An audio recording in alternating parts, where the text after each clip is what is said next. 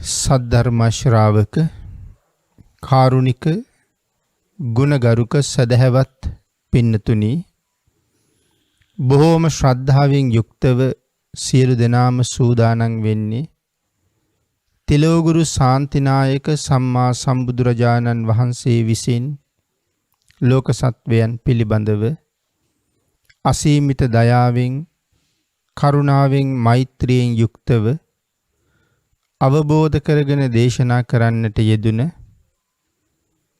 මහත් වූ ධර්මස්කන්ධයෙන් බොහෝම පුංචි කොටසක් දේශනා කරවගෙන ධර්ම ගෞරවයේ පෙරදරි කරගෙන දේශනාගත ධර්මයේ ශ්‍රවණය කරන්නත්, එසේ ධර්ම ශ්‍රවණය කිරීමෙන් ලැබෙන අවවාද අනුශාසනා තම තමන්ගේ ජීවිතවලට එකතු කරගෙන වඩාත් නිවැරදි මෙලව ජීවිතයක් සකස් කරගන්නත්, නිවැරදි වුණ මෙලව ජීවිතයක් තුළින් සුගතිගාමී වූ පරලොව ආයති භවයකින් සැනසෙන්නත්, අවසානයේ ප්‍රාර්ථනා කරන බෝධියෙන් සැප සහිත ප්‍රතිපදාවකින් ඊ타ම ඉක්මන් භවයක උතුම් චතුරාර්ය සත්‍ය ධර්මය අවබෝධ කරගෙන මේ සංසාරින් එතර වීමේ බලාපොරොත්තුවත් ඇතුව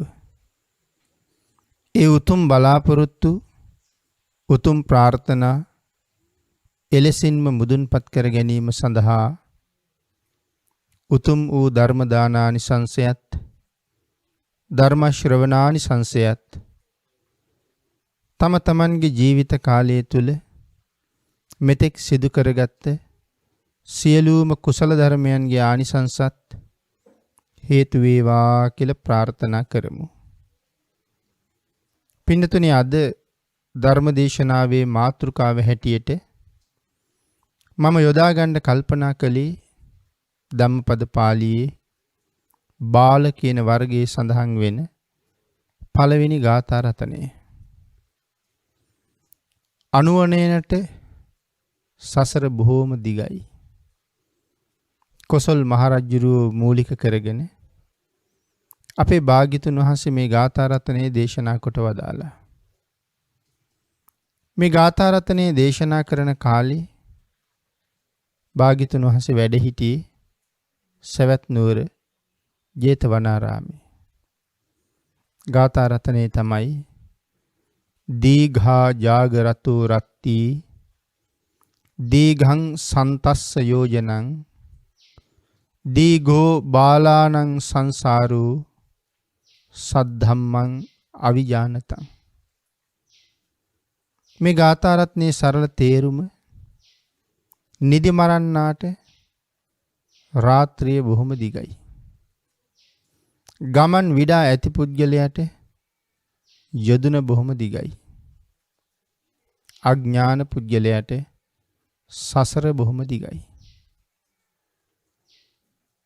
පින්නතුනි, මේ ගාථා රතනයේ දේශනා කිරීමේ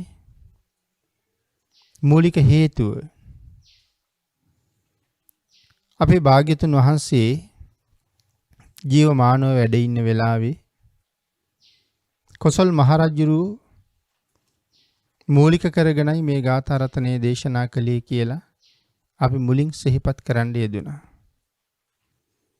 කොසල් මහරජුරුව කියලා කියන්නේ බොහෝම සැප සම්පත් වින්ද එදා කාලේ ජීවත් වෙච්ච ඉතා ප්‍රතාපවත් රජ කෙනෙක්.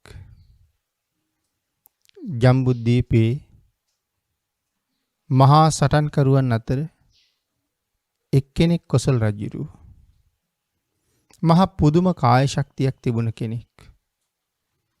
ඒ වගේම පස්සේ කාලේ මහා නුවණක් තිබුණ කෙනෙක්. ශාසනය පිළිබඳව අසීමිත ගෞරවයකින් කටයුතු කරපු කෙනෙක්. කොසල් මහරජුරුව බොහෝම සුවසේ ජීවත් වුණා වගේම කොසල් මහරජුරුව භාග්‍යතුන් වහන්සේට ඉතා සමීප කෙනෙක් බවට පත් වෙලත් හිටියා. එක දවසක් කොසල් රජුරුව මනාව සැරසිලා ඇතෙකි පුටේ නැගලා තමන්ගේ රටේ ඒ නගරවල සංචාරය කරන්න ගමන් පිටත් වුණා.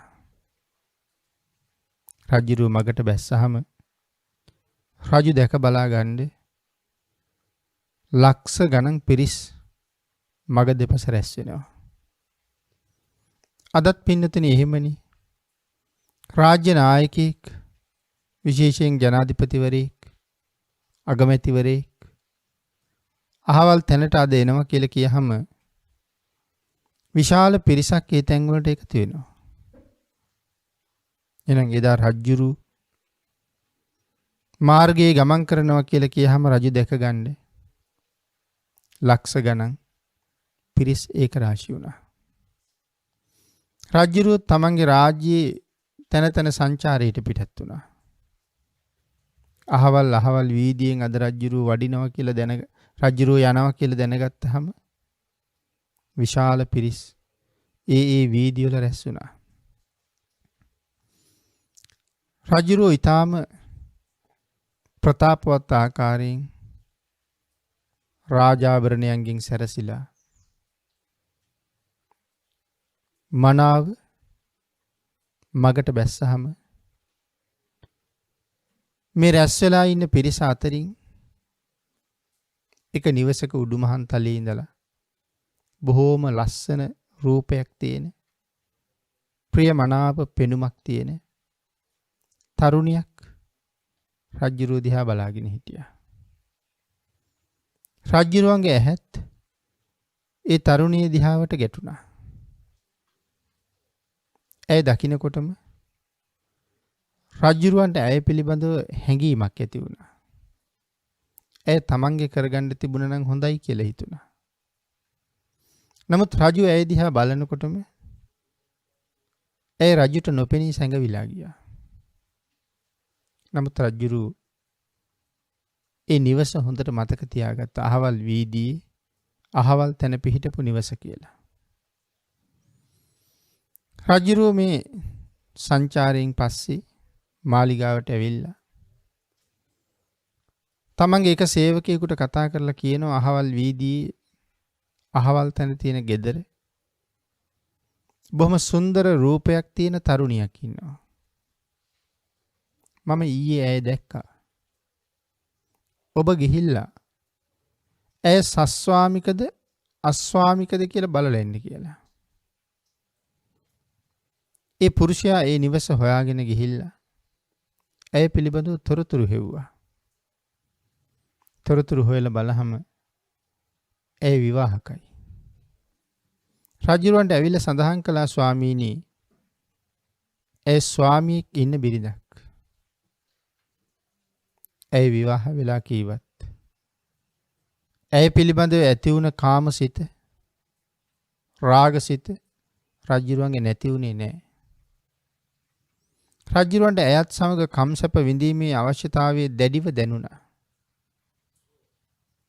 නමුත් ඇගේ ස්වාමියා ඉන්නකොට ඒ කාරණාවට බාධාවක් නිසා ඇය මාලිගාවට ගෙන්ව ගන්න බැරි වෙන නිසා රජුරෝ කල්පනා කළා උපායශීලීව ඔහු මරලා දාන්න. පින්නතුනි පාපයට හිත ගියහම ඒ අකුසලයේ මුදුන්පත් කරගන්න තවත් බොහෝ අකුසල් කරන්න සිද්ධ වෙනවා. ඉතින් අන්න ඒ වගේ දැන් රජුරවන්ට මේ කාන්තාව සම්බන්ධයෙන් තියෙන හිත නිසා රජුරෝ තවත් සාහසික අපරාධයක් කරන්න සූදානම් වෙනවා. මනුෂ්‍ය ඝාතනයක්. එගේ ස්වාමියා මරණයට පත් කරන්න. එතකොට මේක කොයිතරම් දරුණුද මේ අපරාධය? කොයිතරම් භයානක දේ අපරාධය? සංසාරේ කොයිතරම් දීර්ඝ කාලයක් මේ මනුෂ්‍ය ඝාතනය නිසා රජුරවන්ට සතර අපායවල වල විඳවන්න සිද්ධ වෙනවද? නමුත් පින්නතින රාගසිත ඒ සියල්ල මැඩ පවත්වනවා. එහෙම ප්‍රඥාවක් මතුවෙන්න දෙන්නේ නැහැ. අකුසලයේ රජ කරවන එකම තමයි ඒ වෙලාවට මේ සිතුවිලි ක්‍රියාත්මක වෙන්නේ ඒ අකුසලයේ රජ කරවන්නමයි. පෘථග්ජන ලෝකයා මේ ලෝකේ තියෙන මෙවන් මායාවල් වලට ඕන තරම් රැවටිලා මේ භයානක සසර තවත් බොහෝ කාලයකට දික් කරගන්නවා. කොසල් රජුරුවත් ඇගේ ස්වාමියා හොයලා ගෙන්නව ගත්තා. මාලිගාවට ගෙන්නවගෙන ඔහුට කියනවා මෙතන ඉඳලා ගව් 4ක් දුර ගියහම තියෙනවා ගඟක්. ඒ ගඟ ළඟට ගිහිල්ලා තමන් හවස නාන වෙලාවට කලින්, ඒ කියන්නේ රජුරුව නාන වෙලාවට කලින් අනුරුවන් මැටි කඩුපුල් මලුයි අරගෙන එන්න කියලා. මේ පුරුෂයා හොඳාකාරවම දන්නවා. රජුරුව මේ තරම් දුරක් මට ගිහිල්ලා නාන වෙලාවට කලින් මේ ಜಾති දෙක අරගෙන එන්න කිව්වා. තමන් දන්නේ හැටියට මේ ಜಾති දෙකම මනුස්ස ලෝකේ නැති දේවල්. මේ මලුයි මැටි දෙකම. නමුත් රජුරුව තමන් ලව්වා එක ගෙන්නන්න හදන්නේ මල් උවමනාවටවත් මැටි උවමනාවටවත් නෙමෙයි. රජුරවන්ට උවමනාව තියෙන්නේ මාව නසන්න. මගේ බිරිඳගේ රූපය දැකලා ඇය පිළිබඳව රාගසිතක් පහළ වෙලා ඇයව අයිති කරගන්නයි මේ සූදානම් වෙන්නේ. නමුත් මට කළ හැක්කක් නැහැ. මේක රාජ ආඥාව. බලාපොරොත්තු සුන් වෙච්ච සිතින් ඔහු ගෙදර ගියා. වෙලාවට ආවේ නැත්නම් රජුරෝ දඬුවම් කරනවා කිව්වා. යනකොට බිරිඳ බත ලිපේ තියලා තිබුණා. ඒක ලිපේ පැහෙනකොටම ඒකෙන් බත් ටිකක් අරගෙන ඔහු කොලේ කොතා ගත්ත වෑංජනයක් එක්ක. සුන් වෙච්ච බලාපොරොත්තු ඇතුව ගෙදරින් පිට වුණේ අර ගඟ ගාවට යන්න. ඔහුට මගදී දුගී මිනිස්සෙක් හම්බුණා. තමන්ගේ කෑමකින් කොටසක් තමන් ඉඳුල් කරන්න කලින් මේ පුද්ගලයාට දුන්නා. ඉතුරු ටික අරගෙන ගිහිල්ලා ගම් ඉවුරේ තියාගෙන තමන් අනුභව කරලා ඒිනුත් කොටසක් ඉතුරු කරලා ගඟේ ඉන්න මත්ස්‍යයන්ට ඒ ආහාරය දුන්නා. ඔහු ගඟ ගාවට වෙලා ප්‍රාර්ථනාවක් කළා. මේ ගඟට අධිපති කිසියම් දිය රකුසේ, කිසියම් නාගරාජේ, කිසියම් දෙවි කෙනෙක් වෙත්නම් අද දවසේ මම දුගියෙකුට නොඉඳුල් බතක් දන් දුන්නා. මේ ගඟේ ඉන්න කුඩමස්සන්ට බත් දුන්නා. මං රැස් කරගත්ත පිනක්. ඒ සියලුම කුසල් ඔබලාට අනුමෝදන් කරනවා. කැමති කෙනෙක් මට අනුකම්පා කරලා අනුරුවන් මැටි කඩුපුල් මලුයි ගෙනල්ලා දෙන්න. ඒ වෙනුවට මේ පින අරගන්න කියලා. ටික වෙලාවක් යනකොට වයසක මිනිසෙකුගේ වෙස් ගත්ත නාගරාජයෙක් මොහු හොයන මැටි මලුයි දෙකම ගෙනල්ලා දුන්නා. ඔහු ඒ දෙකම අරගෙන බොහොම සතුටු වෙලා ගෙනත් දුන්න කෙනාට තව තව පින් දීලා ඉක්මනට රජුරු නාන්න කලින් මේ ටික ගෙනහිල්ලා දෙන්න ගමන් ආරම්භ කළා. හැබැයි රජුරු රාජපුරුෂයන්ට කියලා තිබුණා මිනිස්සු කියන්නේ විශ්වාස කරන්න බැරි જાතියක්. කරන්න බැරි දේවල් හොයන්න බැරි දේවල් හොයන කරන જાතියක්. එන මොහොත් කෙසේ හෝ එන්න පුළුවන්.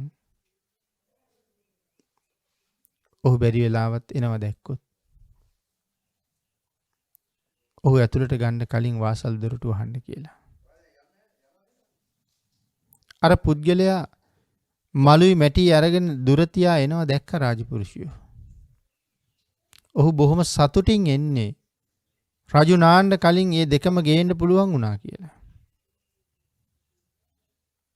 නමුත් පින්නතිනි වාසල් පවුරට ලං වෙනකොට රාජ ආඥාවෙන් රාජපුරුෂයෝ දොරටුව වහලා දැම්මා. ඔහු කෑ ගහලා කියනවා රජ්ජුරුවන්ට දෙන්න ඕනේ මලුයි මැටි මම අරගෙන ආවා. මට ඇතුළට යන්න දොර අරින්න කියලා. අර පිරිස කියනවා මේක රාජ ආඥාව. අපිට කළ හැක්කක් නැහැ කියලා. ඔහු උදේ යම් කාරණාවක් හිතුවද මේ ඒ කාරණාවමයි තියෙන්නේ තමන්ගේ බිරිඳ පිළිබඳව ඇතිවෙච්ච හැඟීම මුදුන්පත් කරගන්න මේ නොයෙක් කටයුතු කරන්නේ. ඔහු මල් ටිකයි ඒ වගේම මැටි ටිකයි වාසල් පවුරුඩින් තිබ්බා. තියලා ඔහු ගියා පන්සලට. පන්සලට ගිහිල්ලා බණ ඇහුවා. කොසල් මහරජුරු මුළු රාත්‍රියේම අර කාන්තාව ගැන හිත අඩ නින්දින් වරක නිදි වර්ජිතව යහනේ සතපිලා ඉන්නවා. මෙහෙම අඩ නින්දෙන් ඉන්න රජුරවන්ට එකපාරම මහ රාත්‍රී හීනෙන් මහා පුදුම හඬක් ඇහෙනවා. රජුරු බය වෙලා තිගැස්සිලා තමයි නැගිටින්නේ. මොකක්ද ඇහෙන හඬ? දූෂණ සෝ කියන හඬක් තමයි රජුරවන්ට ඇහෙන්නේ. රජුරවන්ට තේරෙන්නේ නැහැ මේකේ තේරුම මොකද්ද? කොහෙන්ද මේ හඬ?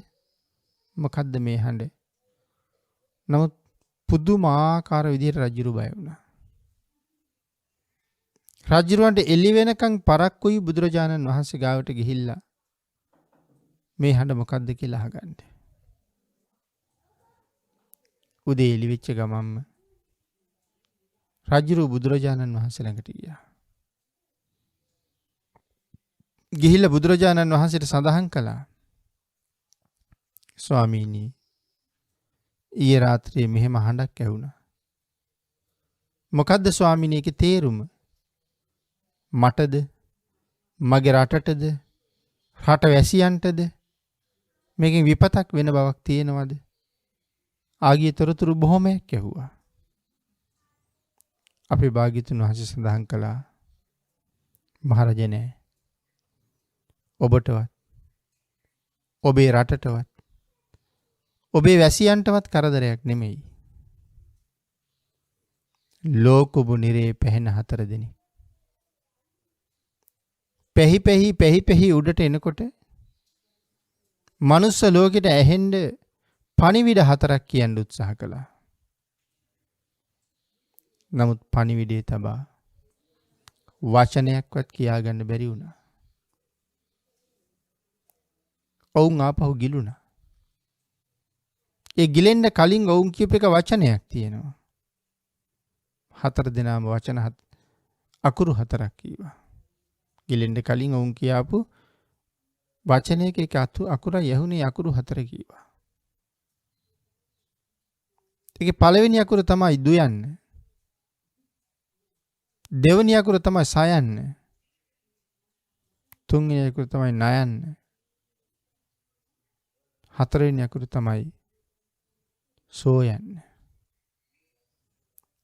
දූස නසෝ කියන හඬක් තමයි ඇහෙන්නේ. එතකොට භාග්‍යතුන් වහන්සේ සඳහන් කළා මේ ලෝකුඹු නිරේ පැහෙන 4 දෙනෙක්. පෙර සංසාරේ බොහෝ පින් කරලා ඊටාම ඉසුරු සහිත ජීවිත ලැබපු අය. බුද්ධාන්තරවල ශ්‍රද්ධාවන්තයෝ මහ පින්කම් කරනකොට පෙර පිනෙන් ලැබිච්ච ධනෙ වියදම් කරලා පව් කරපු සිටු කුමාරවරු 4 දෙනෙක්. අදත් එහෙම අය කොච්චර ඉන්නවද? පෙර පිනට හම්බෙච්ච ධනෙ. ඒ ධනෙ වියදම් කරලා මිනි මරුන් කොච්චර කරනවද? මිනිස්සු කොච්චර මරනවද? ඒ ධනෙ වියදම් කරලා කොයිතරම් පව්කම් කරනවද ඊට අමතරව? චණ්ඩාලකම් කරනවද? තවත් නොසරු ක්‍රියාකාරකම් වල කොයි තරම්නම් යෙදෙනවද? පින් කරලා නිසාම හම්බ කරගත්ත ධනෙ. තව තවත් පින සඳහා යොදවලා නිවන් දක්නා ජාති දක්වා සතර අපායක නොයා සංසාරයෙන් එතර වෙන්න පාර හදාගන්න තියෙනකොට අඥාන පුජ්‍යලයා පෙර පිනෙන් ලද ධනෙන් නිමක් නැති පව්කම් කරන බව සමාජය දිහා බලනකොට කොච්චර පැහැදිලිද? මේ හතර දිනාටත් එහෙමමයි වැරදුනේ. නමුත් ඒ අය කියන්න හැදුවේ මොනවද? මා ඉසුරුමත් කුලවල හිටපු අය. පළවෙනි එක්කෙනා කියන්න හදනවා. දුක් ජීවිතං අජීවිම්හ යේ සන්තේන දදම්හසි විජ්ජමානේසු භෝගේසු දීපං නාකම්මත්තනු. ඔහු සඳහන් කරනවා අපි දිය යුතු ධනෙ ඇති කල්හි දන් දුන්නේ නැහැ. අපි ධනෙ පාවිච්චි කළා දුසිරිතේම යෙදුණා. පවිතුසේ ජීවිත ගත කළා.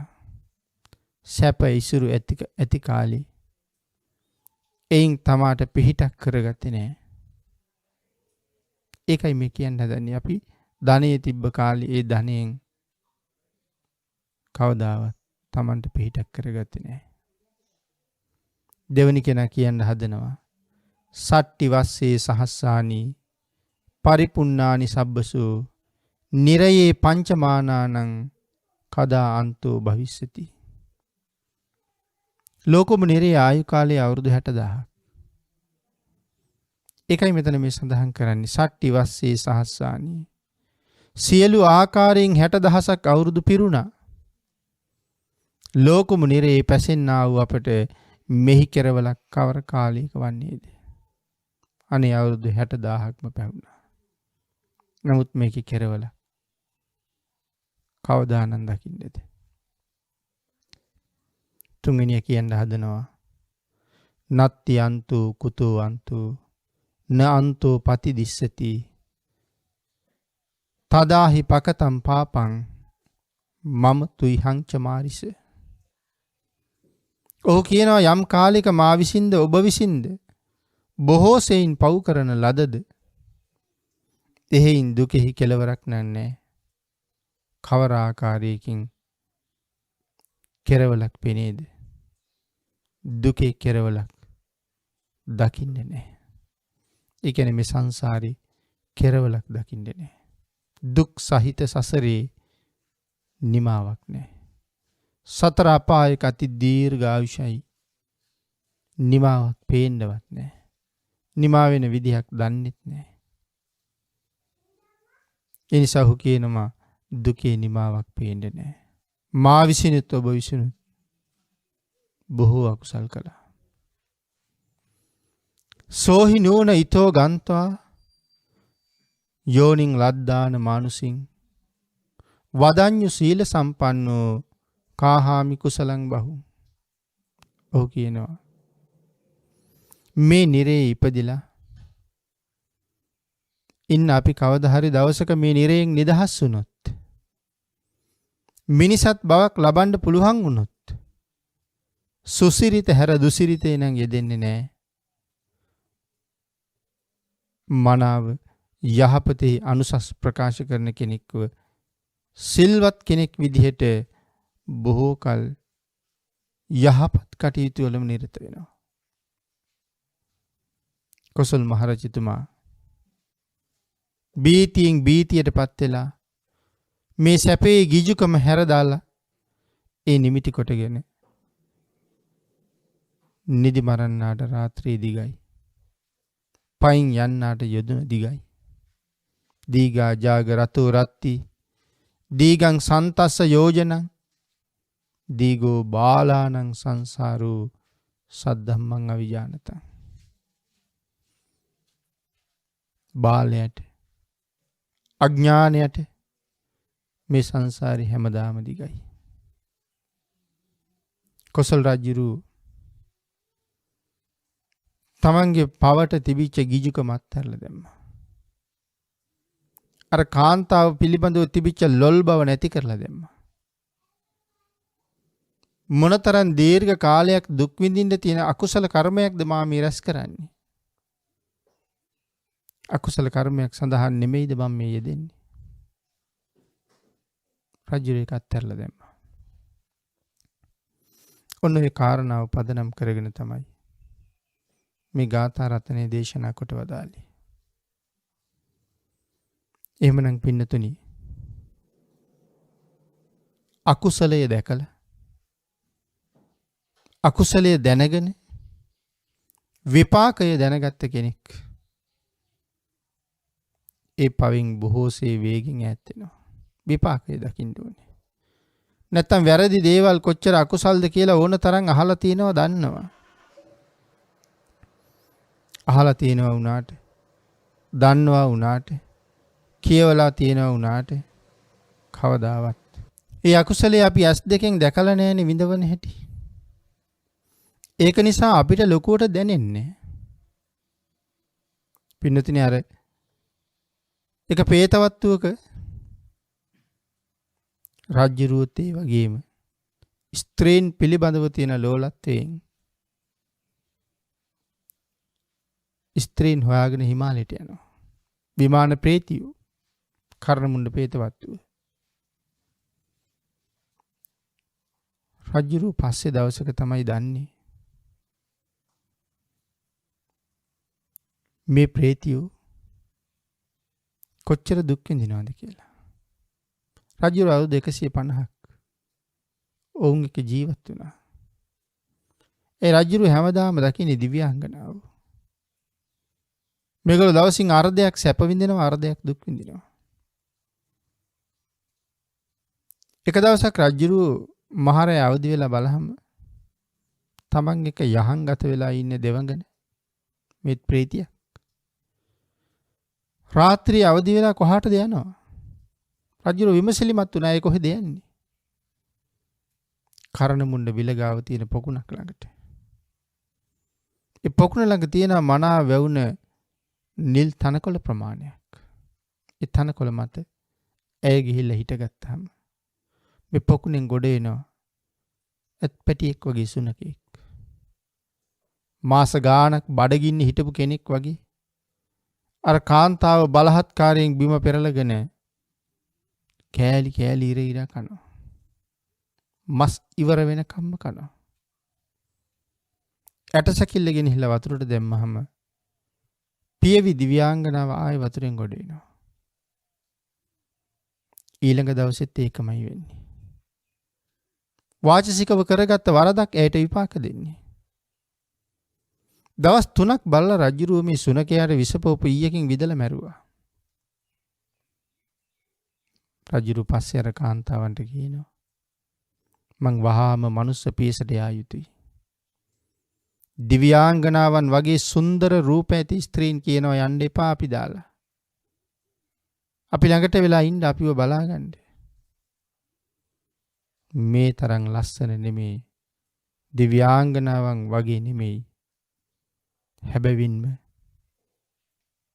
දිව්‍යාංගනාවන් සමගම ජීවත් වුණත් අකුසල් විඳවන්න සිදුවෙන හැටි දැක්කහම ඒ ඔක්කොම එපා වෙනවා පින්නතුනි. අපිට මේ අකුසලේ බරපතලකම තේරෙන්නේ නැති එකනේ තියෙන්නේ. අපාය කියලා වචනයක් විතරනේ අහන්නේ. අපා දුක තේරෙන්නේ නැහනේ. එහෙනම් බය නැහැ අකුසලයට. නමුත් මේ රජ්ජුරුව දැක්කා අර කාන්තාව අර සුනකයාගෙන් මොන තරම් හිංසාවට පත් වෙනවද කියන එක. මොන තරම් පීඩාවට පත් වෙනවද වේදනාවෙන් දඟලනවද කියන එක. මේ අකුසල විපාකයක් බව දැකලා රජ්ජුරුව බයටපත් වෙලා ඉන්නේ. එහෙනම් මේ දිව්‍යාංගනාව රජ්ජුරුව වට කරගෙන යන්න එපා කීවත් රජ්ජුරුව මනුස්ස පියසට ආවා. රජ්ජුරුව එදා ඉඳලා බොහෝ පින්කම් කළා. පවට බය වෙච්ච තරම. අපිත් නිරේ ගැන අහනවා. සතර අපායේ දුක ගැන අහනවා. තිරිසන්නු දැක්කට තිරිසන්නු විඳින දුක ප්‍රත්‍යක්ෂ කරගන්නේ අපි. ඒ නිසා මේ පවට බය නැහැ. කොසල් රජුරු මෙන්න මේ අත්දැකීමෙන් පවට මා පුදුම විදිහට බයක් ඇති කරගත්තා. එහෙමනම් පින්නතුනි රජුරුත් එදා ඉඳලා අප්‍රමාදී කෙනෙක් බවට පත් වෙන්න. බොහෝ කුසල ධර්මයන් ජීවිතයට රැස් කරගන්න. දකින තැන පින්සිත වෙල්ලක් උපදින විදිහට තමන්ගේ ජීවිතේ ගොඩනගා ගත්තා. කොසල් රජුරුව පස්සේ කාලේ භාග්‍යතුන් වහන්සේ අගය කරන තරම් සූත්‍ර දේශනාවක් පවා සිද්ධ කරන්න යෙදුන ධම්මචීතිය සූත්‍රය. එහෙමනම් දීඝා ජාගරතෝ රත්ති පයින් යන කෙනාට යදුන දිගයි. දීගං සන්තස්ස යෝජනං පිළිතුරු පයින් යන්නාට යදුන දිගයි, නිදි මරන්නාට රාත්‍රිය දිගයි. ඒකයි භාග්‍යතුන් වහන්සේ සඳහන් කරන්නේ. බොහෝම රසමසවුලින් අනුභව කරලා කුස පුරාම ඒ රසවත් දේවල් අනුභව කරලා යහන් ගත වෙච්ච කෙනෙකුට රාත්‍රිය දිග නෑ. උදේ ඉර පායලා ඔහු අවදි වෙනවා. නැත්නම් පාන්දර ජාමේ අවදි වෙනවා.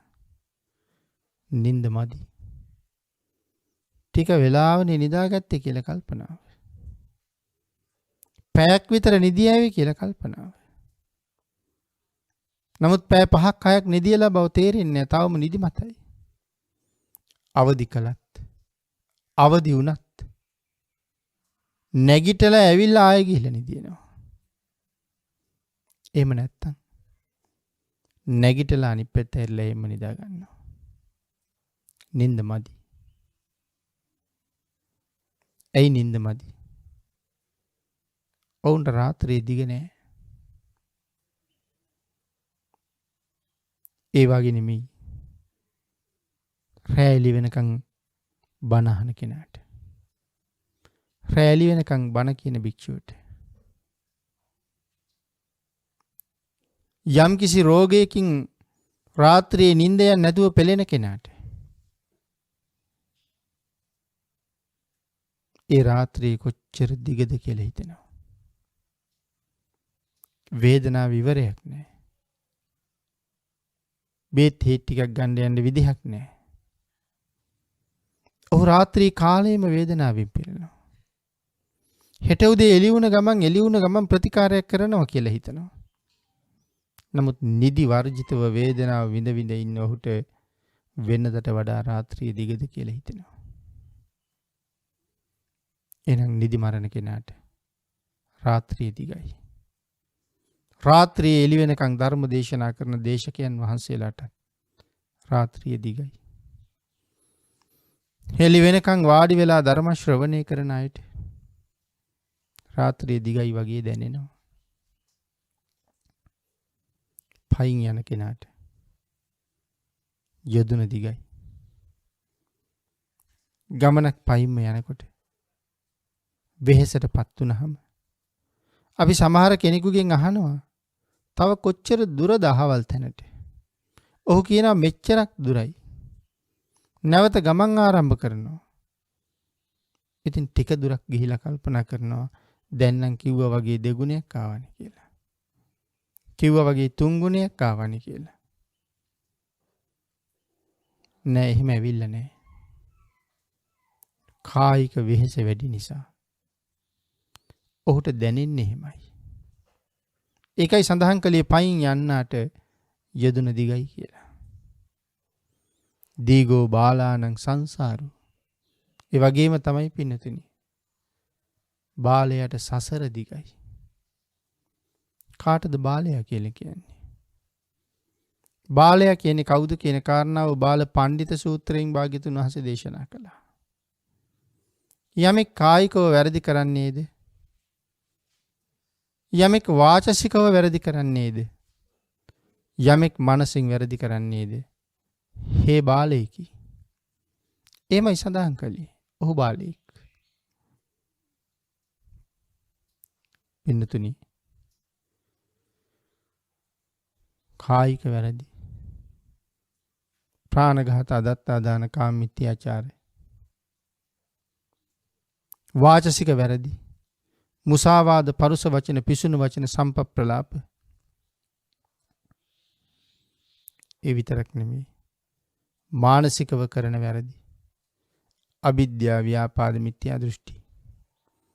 සිතින්, කයින්, වචනයෙන් පුද්ගලයා රැස් කරන කුසල් මෙපමණකයි සීමාවක් නැහැ. ඔවුන් බොහෝ අකුසල් කරනවා තිදොර සංවර නැති හින්දා.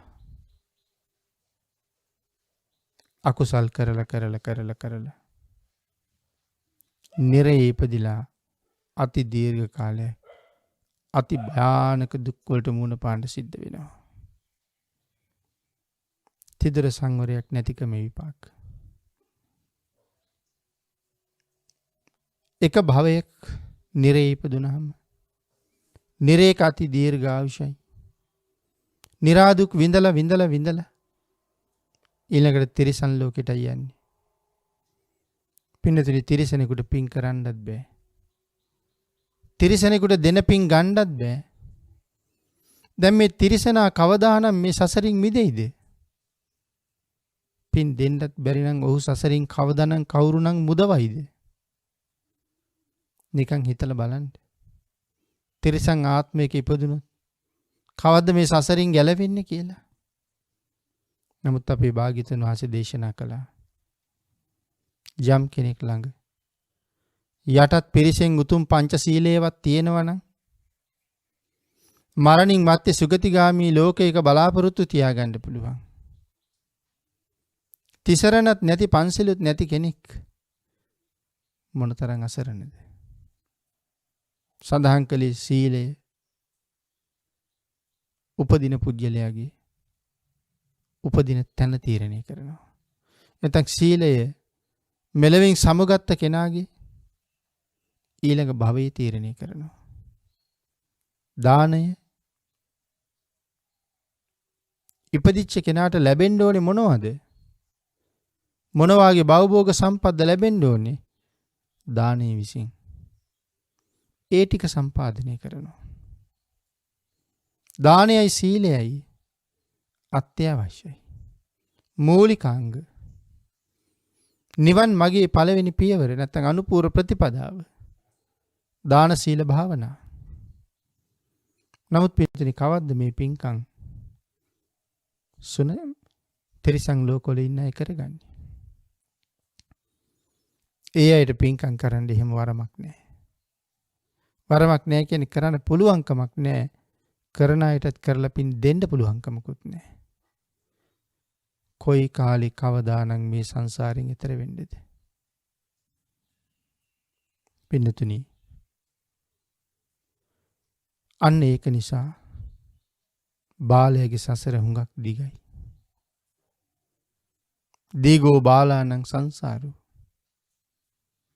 නිමක් නැති දීර්ඝතර වූ සසර කතරේ තිරිසන් ආත්ම ලබලා ඉපදිලා මිදෙන්න ක්‍රමයක් නැතුව අන්ත අසරණ වෙච්ච අය කොයි තරම් ඉන්නවද? කෝටි ප්‍රකෝටි ගණනින් නෙමෙයි, ප්‍රමාණයෙන් ඉලක්කයෙන් ලියන්න කියන්න බැරි තරම්. ඒ තරම්ම දුක්ඛිත ජීවිත. තිරිසන්නු නම් කොයි තරම් බයේද ජීවත් වෙන්නේ? වතුර උගුරක් බොන්න ගියත් කී පාරක් ඔළුව උස්සලා වටපිට බලන්න ඕනේද? අනුන්ගේ ගොදුරක් බවට කොයි වෙලාවෙපත් වෙයිද කියලා. ලොකු සතා පොඩි සතා මරාගෙන කන එක. පින්නතුනි, ඒක ලෝක ස්වභාවය. ලොකු කෙනා පොඩි කෙනාව මරාගෙන කනවා. ඒක සංසාරෙම හැටි, ඒක ලෝකෙ හැටි. ඉතින් ඒ නිසා මේ කැලේක ඉන්න සත්තු මොනතරම් බීතියෙන් ජීවත් වෙනවද එකිනෙකාට. නමුත් මේ කවුද සත්තු වෙලා ඉන්නේ? කවුද මේ කූඹි වෙලා ඉන්නේ? කවුද මේ මලකුණක සුදු පාට පණුව වෙලා ඉන්නේ? කවුද පින්නතුනි? අසුචියේම හටගෙන අසුචියේම ජීවත් වෙලා අසුචියෙන්ම ඒ අසුචියේම කාලා ඒකම වේලෙනකොට ඒකෙම මැරිලා යන පණු, කූඹි, මදුරු, කෝඳුරු මේ කවුද මේ හැමෝම? මේ ඉන්නේ කාලයක් රසට උයලා, රසට කාලා බීලා, ඉගෙන කියාගෙන, දීපොළ ඉඩකඩ නඩු හබ කියලා අත්පත් කරගෙන, ආවාහ විවාහ වෙලා ගෙවල් දොරවල් හදාගෙන ජීවත් වුණ අය, රැකී ආරක්ෂා කරපු අය, කලට වෙලාවට පාසල් ගියා, හොඳට ඉගෙන ගත්තා, උපාධි තානාන්තර දක්වා ඉහළට ගියා. ඒ කොව්ව කළත් ඒගොල්ලන්ට මොනවද අමතක වෙලා තියෙන්නේ? අනික සියලු දේම කලට වෙලාවට එයාලා කළා. සිල් රකින්න අමතක වුණා. ඒකේ ප්‍රතිඵලයක් හැටියට තිරිසන් ලෝකෙ ඉපදුණා. ඔබත් මතක තියාගන්න. මරණය කවද කොයි වෙලාවෙ ඔබ හොයාගෙන එයිද දන්නේ. හැම වෙලාවෙම ගමනට සූදානම් වෙලා ඉන්න. භාග්‍යතුන් වහන්සේ අපෙන් ඇහුවේ හරි ලස්සනට මග වියදම් ලෑස්තිද කියලා. මොකද ඒක ලෑස්ති කරලා තියෙන්න ඕනේ. ඕනම වෙලාවක ගමන එළඹෙන්න පුළුවන් මංගාවට. ඒක නිසා හැම වෙලාවෙම සූදානම් වෙලා ඉමු. ඊළඟට භාග්‍යතුන් වහන්සේ දේශනා කරනවා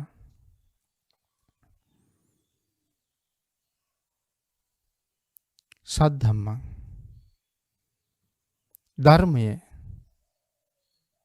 ධර්මය කියලා සඳහන් කරාම සත්‍තිස් බෝධිපාක්ෂික ධර්ම සද්ධම්මෝ නැත්නම් සද්ධම්මං අවිජානතං දහම නොදන්නාට මේ දහම නොදන්නා කියලා කියහම මොනව නොදන්නාද? පින්නතන විශේෂයෙන් මෙතන සඳහන් කරනවා දහම නොදන්න කෙනා කියලා කියහම කොයිතරම් දේවල් දන්නේ නැතිව තියෙනවද? ඔබත් නොදන්න මමත් නොදන්න දේවල් මේ දහම තුල කොච්චර තියෙනවද? නමුත් භාග්‍යතුන් වහන්සේ මේ සඳහන් කරන්නේ සද්ධම්මං අවිජානතං. මෙන්න මේ ධර්මයේ දන්නේ නැති කෙනා එදත් අදත් හෙටත් සංසාරේ අසරණයි කියන එක. සද්ධම්මං. මොනවද මේ සද්ධම්මං කියලා කියන්නේ? සඳහන් කරනවා සත්‍තිස් බෝධිපාක්ෂික ධර්ම කියලා. මොනවටද සත්‍තිස් බෝධිපාක්ෂික ධර්ම කියලා කියන්නේ? පින්නතෙනි රූප වේදනා සංඥා සංකාර විඥාන සතර සතිපට්ඨාන සතර සම්‍යක් ප්‍රධාන වීරිය සතර ඉර්ධිපාදර පංච ඉන්ද්‍රිය පංච බල සත් බෝධ්‍යාංග ආර්ය ශ්‍රාංගික මාර්ගය. මෙන්න මේ කරුණ යමෙක් නොදන්නවද? මේ ගැන මනාව යෙදිලා නැද්ද? මේ දහම් ගැන මනාව හොයලා නැද්ද? මේ සංසාරේ ක්‍රියාත්මක වෙන හැටි. පින්නතුනි ධර්මය දන්නේ නැහැ කියලා කියහම මේ ධර්මයේ දැනගත යුතු ප්‍රමාණයක් තියෙනවනේ. අඩුම තරමේ ඒ ප්‍රමාණයවත් කෙනෙක් ජීවිතේ දැනගන්න ඕනේ. භික්ෂුවකට නම් යටත් පිරිසෙන් මජ්ක්‍ධිම නිකායේ ඕපම්ම වර්ගයේවත් කටපාඩම් තියෙන්න ඕනේ කියලා කියන්නේ. අඩුම තරමින්. නමුත් අපි හිතලා බලහම නිර්මල ත්‍රිපිටකයේ අන්තර්ගත නැත්නම් නිර්මල ධර්මයේ අන්තර්ගත ත්‍රිපිටක පොත දැක්කේ නැති කී දෙනෙක් ඇද්ද? ස්පර්ශ කළ නැති කී දෙනෙක් ඇද්ද? පෙරලලා පිටු අතර බලපු නැති කී දෙනෙක් ඇද්ද? කියවලා තේරුම් ගන්න උත්සාහ කරපු අය කී දෙනෙක් ඇද්ද? කවුරුවත් නැති තරම්. බොහෝ අය කරලා නැහැ. සමහර අය පරිහරණය කරනවා. සමහර අය ළඟ තියෙනවා. පරිහරණයක් නැහැ. ඒ වගේ හිතලා බලන්න. ඒක නිසා මේ ධහම මනාව දැනගන්න ඕනේ. ඒ ධහම මනාව අවබෝධ කරගෙන මනාව ඒ ධර්මයත් එක්ක ගමනක් යන්න ලෑස්ති වෙන්න ඕනේ. ධහම තුලින් ගමනක් යන්න ඕනේ. යමෙක් තමන්ගේ ජීවන මාර්ගයේ දහමත් එක්ක ගොඩනගලා නම්, දහම තුලින් පෝෂණය කරලා නම්, ඒ පුජ්‍යලයා ගත කරපු කාලය නිරර්ථකයි. හිස් නැති ජීවිතයක්. ඒ නිසා ශ්‍රේෂ්ඨ මනුෂ්‍ය ජීවිතයක් ඔබට මට ලැබිලා තියෙනවා. ඒ මේ දීර්ඝ සංසාර ගමනේ තව එක නවාතැන් පොලක් විතරයි. මේ දිගු සසර පිළිබඳව කල්පනා කරලා බලනකොට අවුරුදු 60-70ක් ජීවත් වෙන්න ඔබට මට දෙන්නේ දූවිලි කලඳක්, දූවිලි අංශුවක් තරම්වත් වටින්නේ නැති කාලයක්. දූවිලි අංශුවකටත් වඩා අඩු කාලයක්. සංසාරෙත් එක්ක බලහම මේ අවුරුදු 60-70. ඊට පුංචි කාලයකට විවේක ගන්න ආපු නවාතැන් පොලක්. සතර අපායෙන් ගොඩ වෙලා ආපු අය. දැන් හුඟක් අය දන්නේ නිරයෙන් ආවේ කියලා. ඉතින් ආයෙත් නිරේටම යන්න තමයි කටයුතු කරන්නේ. සුගතියෙන් එන අයත් නැතුව නෙමෙයි.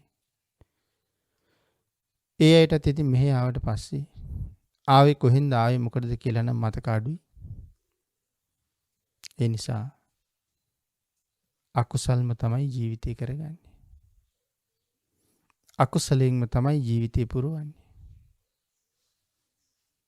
ආවේ වෙන වැඩක් කරන්න. අර නිරිසත්තු 4 දෙනා කියනවා මේන් නිදහස් වෙලා මනුලව ගිහිල්ලා ආයි උපදින්න ලැබුණොත් පින් කරන වැරෙන්න වෙන මොකවත් කරන්නේ නැහැ කියලා. ආයි සසරේ පව් කරගන්නේ නැහැ කියලා. නමුත් ඒක තේරෙන්නේ නැහැ හුඟක් දෙනාට. අපි මෙහි ආවේ මොකටද? මොනව රැස් කරගන්නද ආවේ? මොනවද රැස් කළ යුත්තේ? අකුසල් බැහැරලා කුසල් රැස් කරන එක තමයි කළ යුත්තේ. නමුත් අපි කුසලයේ බැහැර කරලා අකුසලයට එක්ක තමයි වැඩිපුර ඉන්නේ. නිකන් හිතලා බලන්න. දවසකට කොච්චර පින් කළාද කියලා. සමහර වෙලාවට පැයක්. එහෙම නැත්තම් දෙකක්. එහෙම නැත්තම් පැය 3ක්. කෙනෙක් දවසට පින් කළා කියමු. පින පවට වඩා බලවත්. ඒක ඇත්ත. ඒකේ තර්කයක් නැහැ. නමුත් මෙහෙමත් හිතන්නකෝ. උනන්දුව වැඩි වෙන්නත් එක්ක දවසකට පැය 24ක් තියෙනවා. පැය 3ක් නොඑක් ආගමික වත් පිළිවෙත් වල යෙදලා පින් කරලා තියෙනවා. ඔහු හිතනවා මං අද ගොඩක් පින් කළා කියලා. නමුත් පැය 21ක් මං ගාව තිබුණේ හැම වෙලාවෙම රාග දේශ මොහ. පැය 21ක් තුල අකුසල් ගොඩක් රැස් වුණා. පැය 3ක් තුල රැස් කළේ පොඩි කුසලයක්. ඒක නිසා තමන් කොයිතරම් ප්‍රඥාවන්තව මේ කරුණු දැකිය යුතුද? ඒක තමන්ම තීරණය කළ යුතුයි. සංසාරේ හැමදාම මෙහෙම නෑ.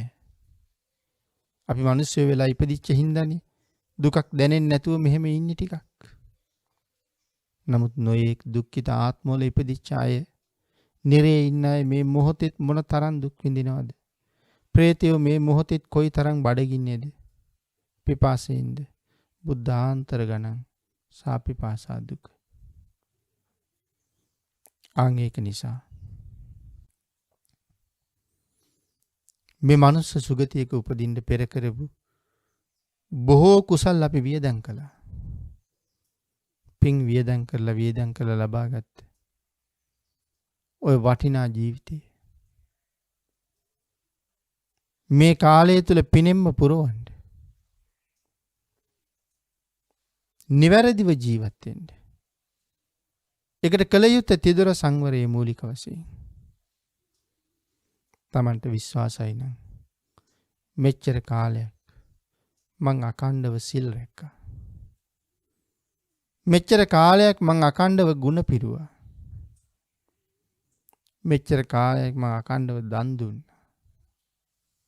සංසාරේ නිවන් දක්නා ජාති දක්වා. සාපිපාසාදී දුකක් නොවෙන්න. සතර අපායාදී දුර්ගතියක භාජනයේ නොවෙන්න. අනුන් නපුරු දෝෂයකට ගොදුරු නොවෙන්න.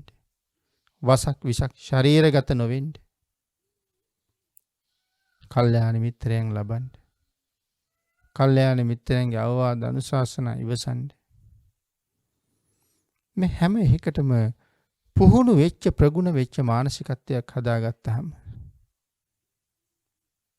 අපිට පින්නතින පුළුවන් එදිනෙදා ප්‍රශ්න වලින් මග ඇරලා ධර්ම මාර්ගයට හිත යොමු කරලා මනාව කුසල් දහම් තුල පිහිටලා සත්පුරුෂයන්ගේ ඇසුරෙන් සංසාරයෙන් එතර වෙන්න වාග්ය වාසනාව උදා කරගන්න. ආන්ගේ අවස්ථාව උදා කරගෙන මනුලෝට ආපු කාර්ය අර්ථය සම්පූර්ණ කරගෙන මෙලවින් සමුගන්න ඔබට පුළුවන් නම් ඔබ ඔය ජීවිතයට හොඳ සාධාරණයක් කරලා මෙලවින් යන කෙනෙක්. සංසාරේ කුසල් වියදම් කරලා ලබාගත් ජීවිතයට සාධාරණයක් කරන කෙනෙක්. ඒ සාධාරණය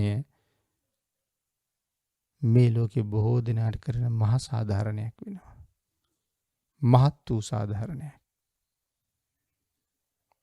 ඒක නිසා මනාව සිල්වත් වෙලා මනාව ගුණ පුරාගෙන ධර්මයේ තුල ජීවත් වෙමින් මේ දිගු සසරින් අත මිදෙන්න සතර අපායාදී දුකෙන් අත මිදෙන්න කටයුතු කරන්න ඉඩකඩ ප්‍රස්තාව ලැබිච්ච මේ උතුම් බුද්ධාන්තරේ වහවහ ජීවිතයේ කුසලයෙන් පුරවලා මෙලවින් සමුගන්න මොහොතේ ලැබෙනකොට හරිම සතුටින් හරිම ප්‍රීතියෙන් මෙලවින් සමුගන්න මේ ලෝකයේ අත්හරින්න මීට වඩා හොඳ තැනක උපදින බවට පූර්ණ විශ්වාසය තහවුරු කරගන්න ගුණේ මත පිහිටලා සිල් මත පිහිටලා එහෙම කටයුතු කරලා භයානක දුක්ඛිත සංසාරයෙන් එතර වෙන්න රත්නත්‍රය ආශිර්වාදයෙන් ඔබ සියලු දෙනාටමත් ශක්තිය ධෛර්යය භාග්‍ය වාසනාව උදා වේවා කියලා ප්‍රාර්ථනා කරනවා. අති භයංකාර දීර්ඝ සසර කවදා හරි නිමා කළ යුතුමයි. භාග්‍යතුන් වහන්සේ දේශනා කළේ පයින් යන කෙනාට යදුන දිගයි. නිදි මරන්නාට රාත්‍රිය දිගයි. බාලයට සසර දිගයි. සද්ධම්මං අවිජානතං මනාව ධර්මයේ දැනගෙන මනාව ධර්මයේ ප්‍රගුණ කරගෙන ධර්මානු ධර්ම ප්‍රතිපත්තියේ යෙදිලා සංසාරي සුවපත් කරගන්න කටයුතු කරන්න. බාලයෙක් නොවි ප්‍රඥාවන්තයෙක් බවට පත් වෙන්නයි. එනම් හැබැයිම ප්‍රඥාවන්තයෙක් ඇටියට කුසල් අකුසල් මනාව අවබෝධ කරගෙන වටහාගෙන ජීවිතේ ගියත් කවදාවත් අකුසලයක නම් නිරත වෙන්නේ නැහැ කියන හැඟීමෙන් කටයුතු කරන්න ආත්ම විශ්වාසයක් තුළ පිහිටලා කටයුතු කරන්න. මරණ මංචකයේ හරි සතුටින් මරණයට මුහුණ දෙන්න. හිස් අතින් නොයා මග වියදම් මනාව රැස් කරගෙන පොහොසතෙක් ඇටියට මෙලවින් සමුගන්න භාග්‍යතුන් වහන්සේගේ කරුණාවෙන් ඔබ සියලු දෙනාටම ශක්තිය ලැබේවා කියලා ආශිර්වාද කරනවා.